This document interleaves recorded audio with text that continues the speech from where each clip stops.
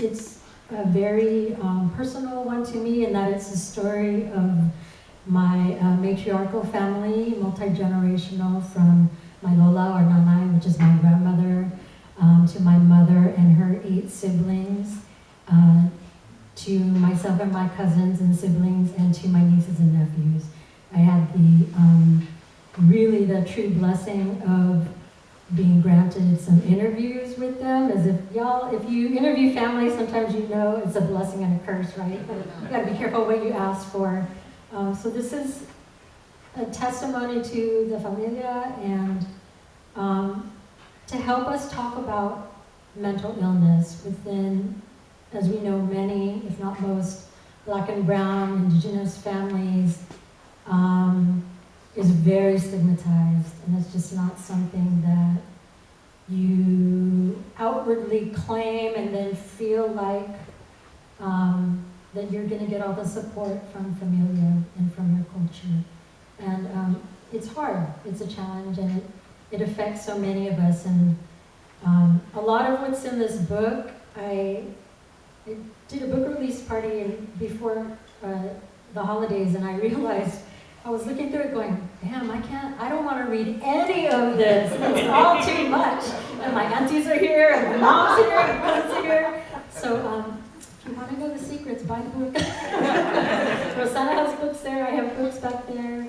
I'll share a little bit, and we'll go from there.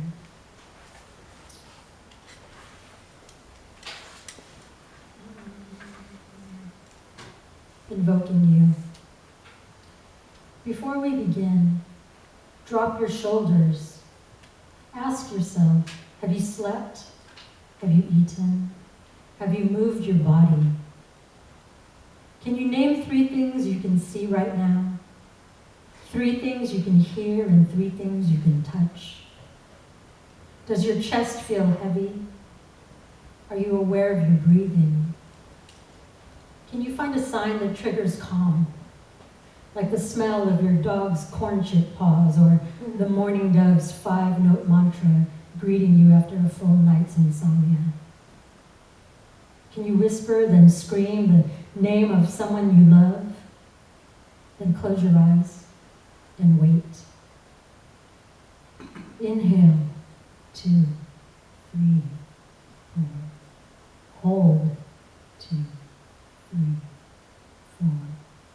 Exhale, 2, 3, 4. Rest, 2, 3, 4. Repeat.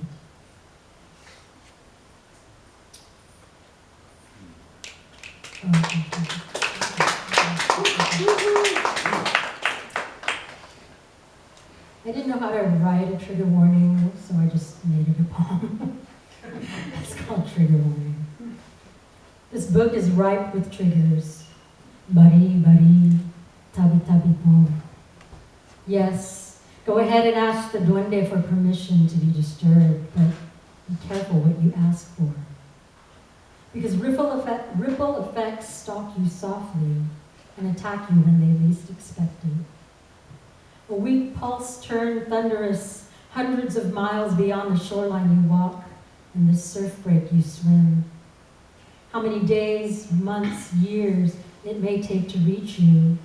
Submerged swell gathering force on its way to you. Triggered now and barreling toward you. No time to move out of its way. Trigger warning, parenting. Sometimes, somewhere we fail. Fall easily into autocorrect passed down from our own. The fuck, we never asked for this. My son and I share the same pills to help us be still. When we panic, we have to remind each other how to ride the waves when they hit, how to stay present. The inhale, hold, slow exhale of our breathing, tapping the corners of our eyes, cheekbones, jawline, clavicle, sternum on loop. Listen, there's no answer to answer. No guarantee these words will heal you or make you resolve. Hands tremble while we brace for you. But glimmer warning. I want to say that I love you beyond. Forgive me for exploring the layers of your tongue, scraping surface to bleed memory. Please take more time than you think you are allowed. Pause, look around. Take that deep breath and wail. Thank you.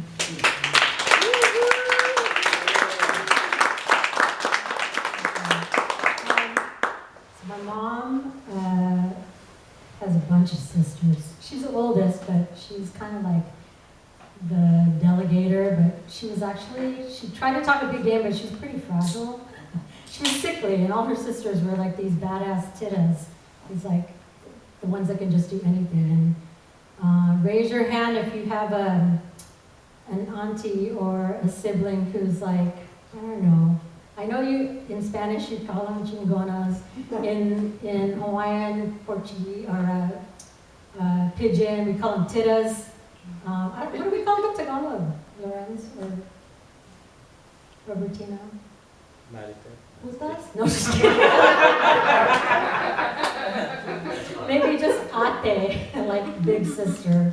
I don't know, that might be a stretch. But anyway, this is a poem about my Auntie Charing, who was kind of the scary baddie.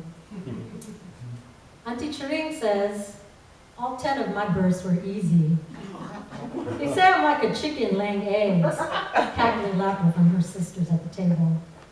After 15 minutes, I'm already done. No epidural or things like that. All at home, except for that one time, my God, with Philip. I had to go to the hospital because they thought he was twins. He was 8 pounds and something when he was born. Ay sus, matabataba.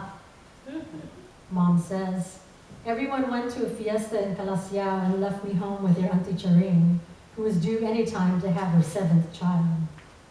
While they were gone, Char said, I'm gonna have the baby now. And I screamed, please don't. I found a big stick and threw it out the window to the neighbor's house to try and get help. I panicked. I had no idea what to do. Your auntie had to call her own nurse, get her own water, everything. She even boiled the water herself. Finally, the nurse arrived, barking at me to go get towels. I didn't even know where they were kept. And then when the baby came, I heard it and thought, sounds just like a cat. So the next day, your Auntie Charing was up and about. She was already cooking rice. So, anyway.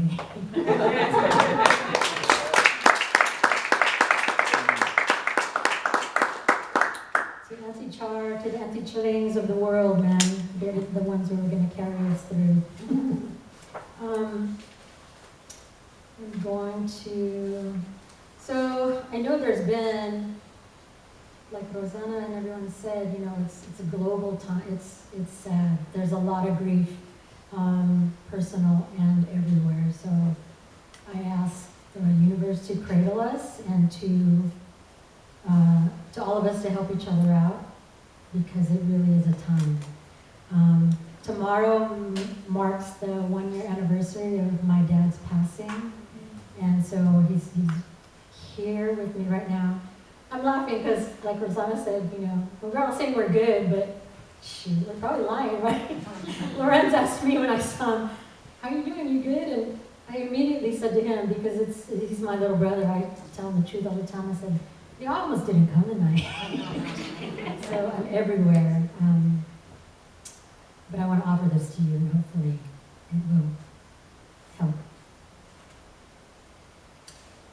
I am sitting here wanting memories to teach me to see the beauty in the world through my own eyes.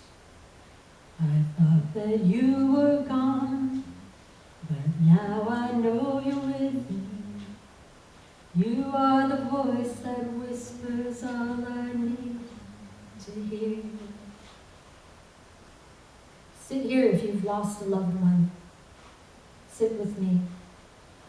Let's not speak a word of small talk. We don't need it. Let's just wait while the thinning veil flutters and falls at our feet. Someone strike the prayer bowl. smell the sweet grass burn our sadness to ashes.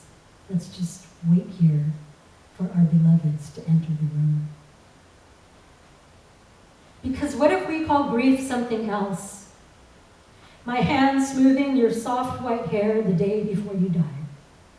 Saying, it's okay, Dad, you can go. We're gonna be fine. Mom will be fine. Go rest now. Or watching you and your granddaughter Kiana dancing in the backyard instead of pulling weeds like they're supposed to be doing. Twirling each other until doubling over in laughter, or my favorite on repeat.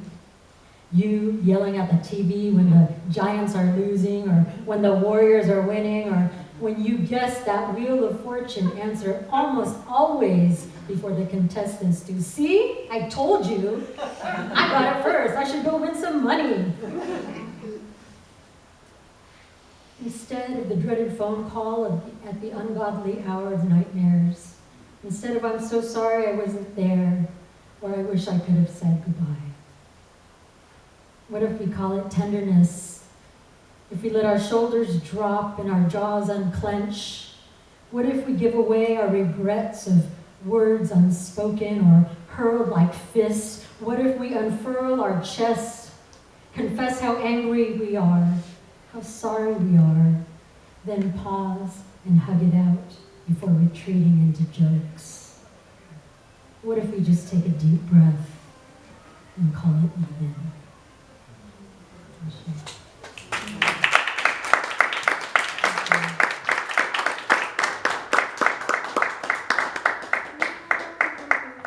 Everybody okay? Yeah. Okay. I think I'm gonna close it out with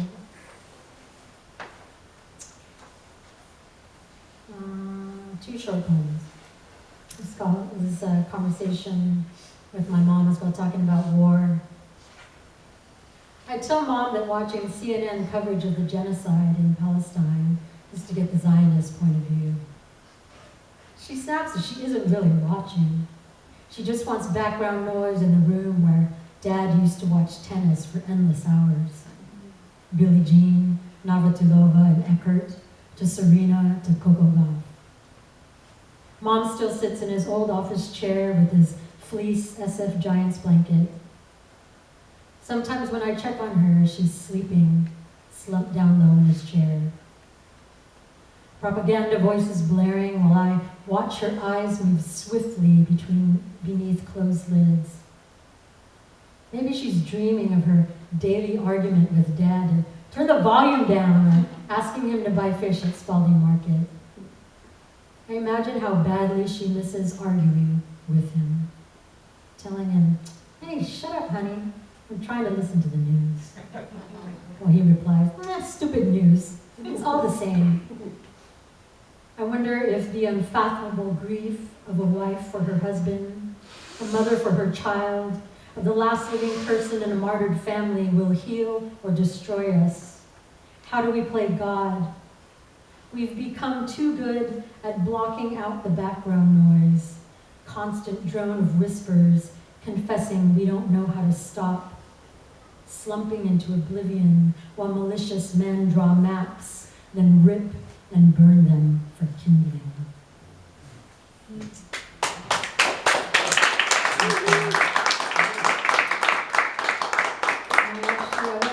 I want to end with this poem by this incredible poet, Angel Dominguez. Some of you might know him. The last billionaire died today. No one could hear that last breath over the sound of everyone eating. Let me read that one again. I love this poem. Angel Dominguez. The last billionaire died today. No one could hear that last breath over the sound of everyone eating. Ashe, thank you.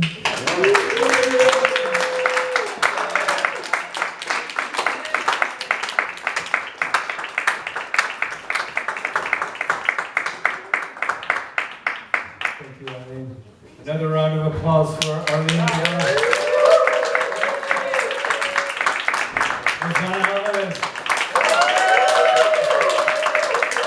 of you. Thank you for coming tonight. Thank you, Works, Amy, Joe.